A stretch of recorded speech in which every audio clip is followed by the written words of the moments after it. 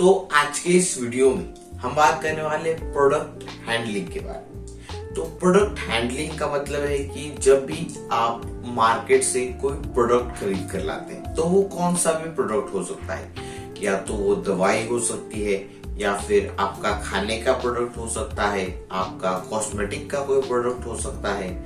और इसका एग्जांपल बता देता हूँ, जैसे कि कोई सेंट हो गया, कोई आपके हेयर के लिए वैक्स हो गया, कोई भी आपका फूड प्रोडक्ट हो गया जो कि पैक्ड फूड प्रोडक्ट है, देन कोई भी ऐसी आपकी स्किन के जो लोशंस आते हैं वो भी एक टाइप का प्रोडक्ट है, देन आप जो आपकी दवाइयाँ लेते हैं वो भी एक टाइप का प्रोडक्ट है। तो ऐसे जो प्रोडक्ट आप मार्केट से खरीद कर लाते हैं, तो ऐसे प्रोडक्ट यूज करते वक्त कौन सी ऐसी 3 चीजें हैं जिन 3 चीजों का आपको ध्यान रखना जरूरी है।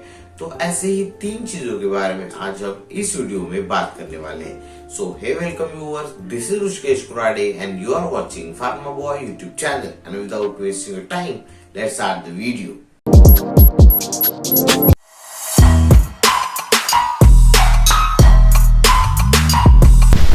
तो आपका ज्यादा टाइम वेस्ट ना करते हुए सीधा शुरू करते हैं हमारे फर्स्ट पॉइंट्स। तो जो पहली चीज आप किसी भी प्रोडक्ट को खरीदने के बाद देखेंगे वो है उसकी इंग्रेडिएंट लिस्ट। तो इंग्रेडिएंट लिस्ट का मतलब है कि उस प्रोडक्ट के अंदर कौन सी ऐसी चीजें डाली गई है और कौन सी चीजों के मिक्सचर की वजह से वो प्रोडक्ट बना है। जैसे कि अगर आप कोई किसी टाइप का शैम्पू आप दुकान से खरीद कर लाते हैं तो आपको उसकी इंग्रेडिएंट लिस्ट में देखना चाहिए कि उसमें कौन सा मेन केमिकल उसमें डाला गया है, कौन से एक्स्ट्रा केमिकल्स उसमें डाले गए जिसे कहा जाता है एक्सिपिएंट, देन उसमें कौन कौन सी चीजें हैं। तो अगर हम स्पेशली शैम्पू के बारे में बात करें तो शैम्पू अगर हर्बल है तो उसमें एक एक्टिव हर्ब कोई होगा, मतलब मेन जो उस पूरी प्रोडक्ट का एक मेन केमिकल है तो वो होगा। साथ ही साथ उसमें होंगे कुछ सर्फेक्टेंट्स होंगे, उसमें कुछ कलरिंग एजेंट्स होंगे, देन उसमें और भी बहुत सारी चीजें मिलाकर एक प्रोडक्ट बनाया जाता है।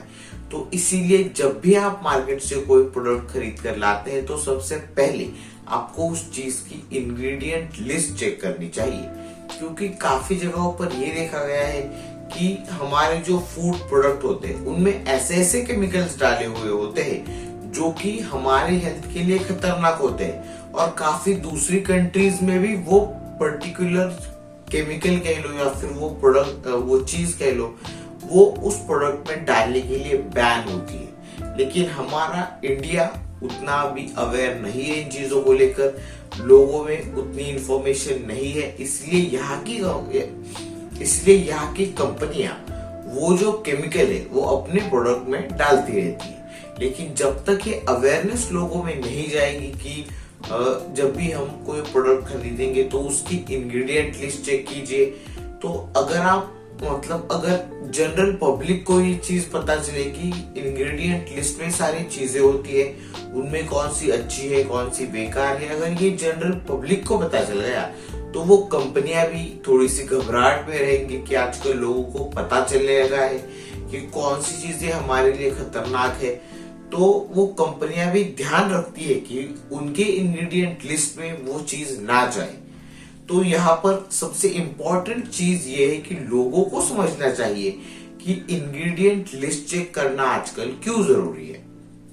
तो एज अ रिस्पॉन्सिबल सिटीजन ये आपकी जिम्मेदारी है कि जो प्रोडक्ट आप परचेस करते हैं, जो प्रोडक्ट आप पैसे देकर खरीदते हैं, उसकी सबसे पहले इंग्रेडिएंट लिस्ट चेक कीजिए। जो भी उसमें इंग्रेडिएंट्स हैं उसे इंटरनेट पर सर्च कीजिए, वो हमारे लिए सेफ है या फिर नहीं ये चीज देखिए। अगर आप इतने झमेले में नहीं पड़ना चाहते तो किसी हेल्थ केयर प्रोफेशनल से पूछिए, या फिर आप मेरे वीडियो भी देख सकते हैं। मैं भी ये चीजें बताता रहता हूँ कि हमारे हेल्थ के लिए कौन सा इंग्रेडिएंट अच्छा है या नहीं है, कौन सी चीजें किसी प्रोडक्ट में डालनी चाहिए नहीं डालनी चाहिए। तो ये चीजें आपको समझना जरूरी है। तो फर्स्ट पॉइंट क्लियर हो गया, जो कि है इंग्रेडिएंट लिस्ट। अब बात करते हैं पॉइंट नंबर 2 की, जो की है directions of use and precautions. तो डायरेक्शंस ऑफ यूज का मतलब है कि उस प्रोडक्ट को किस तरह से यूज करना है। तो काफी कुछ ऐसे प्रोडक्ट्स होते हैं जिनके पीछे लिखा हुआ होता है कि इसे अपने एनिमल्स पर स्प्रे मत कीजिए, इसे आंखों में मत डालिए क्योंकि इससे आंखों को प्रॉब्लम हो सकती है। देन कोई अगर जलती हुई चीज आपके पास है तो उसके पास इसे लेकर मत जाइए। तो ऐसे कुछ प्रिकॉशंस होते हैं। स्पेशली अगर आपने कभी बॉडी स्प्रे देखे हुए होंगे तो उसके पीछे मेंशन वो करते हैं कि इसे अपने पेट पर यूज मत कीजिए। देन कोई जलती हुई चीज अगर है तो उसके ऊपर उसे स्प्रे मत कीजिए क्योंकि उसके वजह से आग लग सकती है। और तो ये तो हुए प्रिकॉशंस के मामले में। देन डायरेक्शंस का यूज भी होता है कि मतलब उसे कैसे यूज करना है। अगर हम दवाइयों के बारे में बात करें तो इतने डोज इतने इतने टाइम पीरियड में लीजिए, तो ये डायरेक्शंस में होता है। और अगर हम फेस वॉश के बारे में बात करें तो जो वार्निंग लिखी हुई होती है कुछ फेस वॉश पर, जैसे कि इसे यूज करने से पहले एक पैच टेस्ट करवाइए।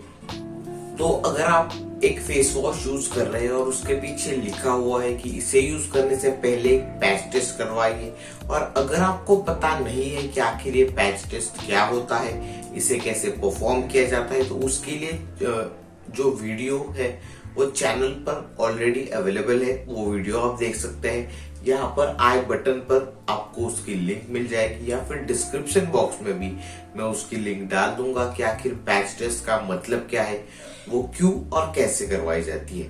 देन जो एलर्जिक जो प्रोडक्ट्स होते हैं उसकी भी वार्निंग लिखी हुई होती है, स्पेशली मिल्क प्रोडक्ट्स पर। कुछ लोग लैक्टोज इंटॉलरेंट होते हैं तो उनके लिए जो मिल्क प्रोडक्ट्स होते हैं तो उसकी एलर्जन वार्निंग लिखी हुई होती है कुछ प्रोडक्ट्स के ऊपर। देन अगर हम इसके डायरेक्शंस के बारे में बात करें तो कौन से बच्चों को ये देना है, कौन सी एज के बच्चों को ये प्रोडक्ट आप दे सकते हैं, तो उसके लिए भी डायरेक्शंस होते हैं। देन स्टोरेज कंडीशंस, कौन से टेम्परेचर पर, कौन सी जगह पर, किस तरह से आपको इस प्रोडक्ट को स्टोर करना है, तो वो भी इंफॉर्मेशन किसी प्रोडक्ट के पीछे लिखी हुई होती है। तो ये था पॉइंट नंबर 2, जो कि है प्रिकॉशंस एंड डायरेक्शंस। देन अब हम बात करते हैं लास्ट मतलब पॉइंट नंबर 3 की, जो कि है expiry date and manufacturing date. तो ये जो डेट है वो देखना सबसे ज्यादा इंपॉर्टेंट है, क्योंकि देखिए बाकी चीजों के मामले में तो ठीक है, लेकिन दवाइयों के लिए ये सबसे ज्यादा इंपॉर्टेंट है। क्योंकि जब आप कोई दवाई मार्केट से परचेस करके लाते हैं तो सबसे पहले उसकी एक्सपायरी डेट चेक करना जरूरी है। क्योंकि अगर कोई दवाई एक बार एक्सपायर हो गई तो वो किसी भी पेशेंट के लिए खतरनाक हो सकती है। तो इसीलिए कोई भी दवाई हो उसे